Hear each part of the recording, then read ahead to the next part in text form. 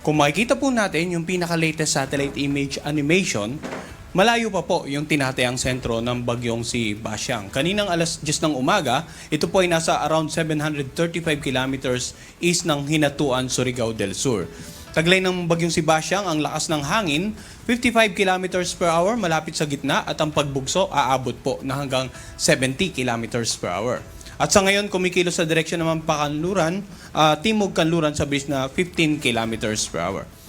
Makikita natin, malayo pa yung bagyo pero posibleng may mga bahaging kaulapan na ang humahagip dito nga sa silangang bahagi ng Mindanao. Bukod pa dyan, umiiral pa rin po yung amihan or northeast monsoon dito nga sa hilaga at gitnang bahagi ng ating bansa.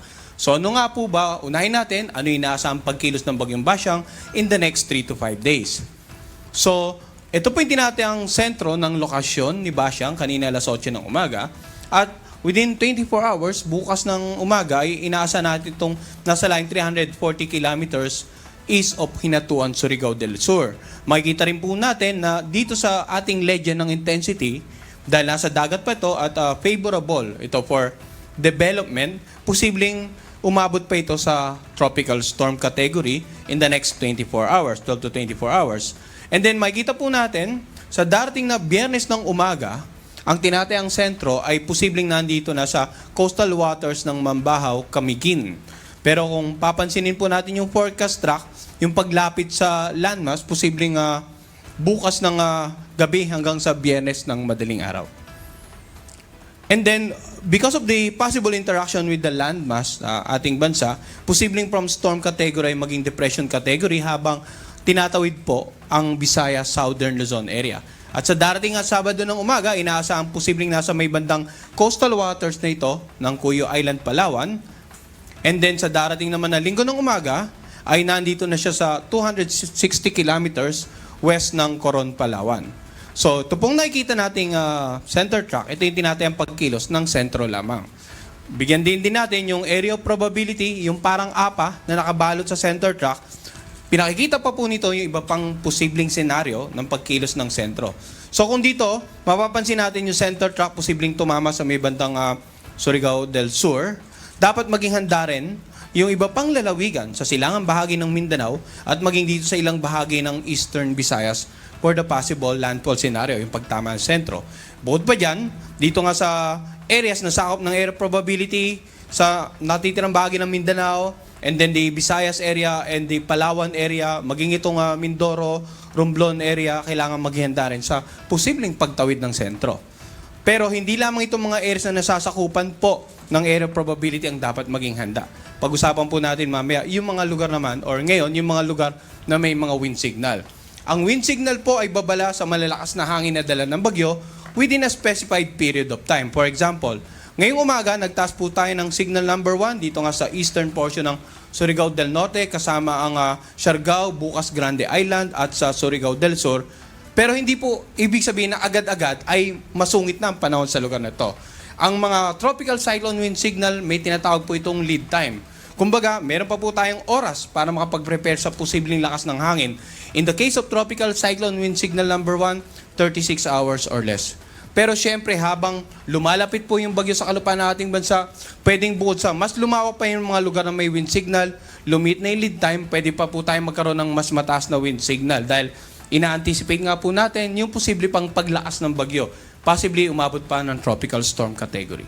So ngayong umaga, ito lamang po yung may mga wind signal, pero asahan nga yung mga mas marami pang lugar sa mga susunod na tropical cyclone bulletin issuances. Ngayon, yung mga pagbugso naman ng hangin, gaya na nabanggit natin kanina sa satellite image, bukod sa bagyong si Basyang, meron tayong umiiral na amihan, asahan din po yung mga pagbugso ng hangin sa nakararaming bahagi ng Luzon ngayong araw, or sa the entire Visayas area, Dinagat Island, Caraga, Davao Region, Zamboanga Peninsula, Camiguin, Misamis Oriental at Lanao del Norte. Samantala, bukas naman, pagbugso ng hangin, nakararaming bahagi ng Luzon, buong Visayas, Caraga, Davao Region, Northern Mindanao, Zamboanga Peninsula, Basilan at Tawi-Tawi.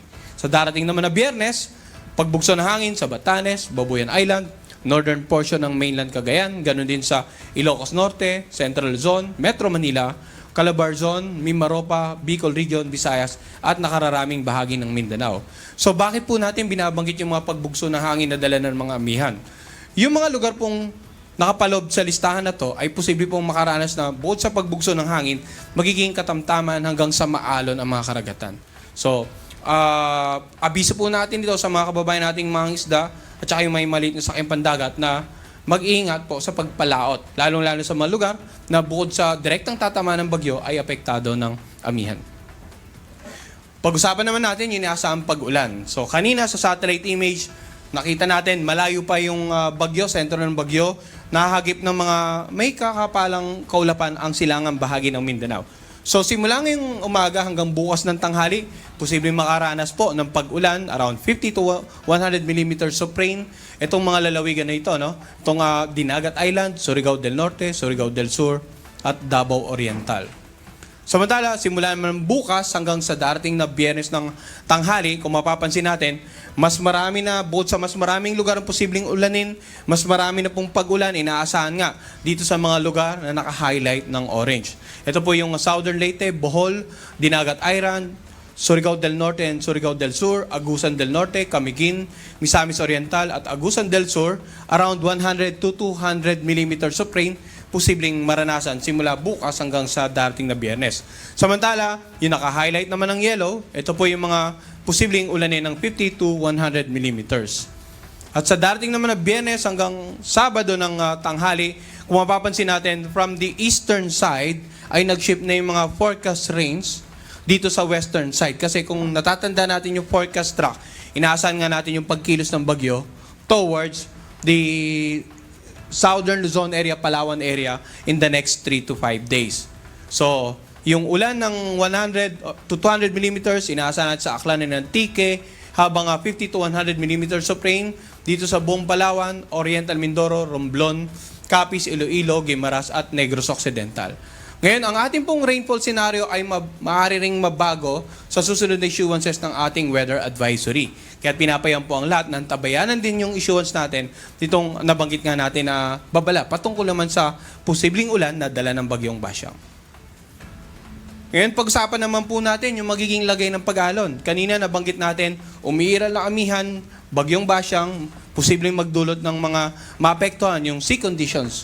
Ngayon, dahil sa paparating na si Basyang, ito pong dagat sa silangang bahagi ng or northern eastern coast ng Northern Samar at saka itong Eastern Samar area ay naka-highlight ng pula, asahan po natin magiging maalon hanggang sa napakaalon.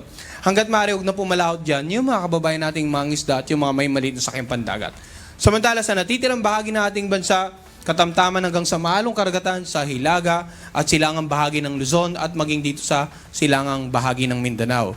Ngayon, gaya din po ng wind signal at ng rainfall weather advisory natin, posible pang lumawak yung mga lugar na bahaging karagatan na may gale warning sa mga susunod na issuances habang papalapit ang bagyong si Basyang.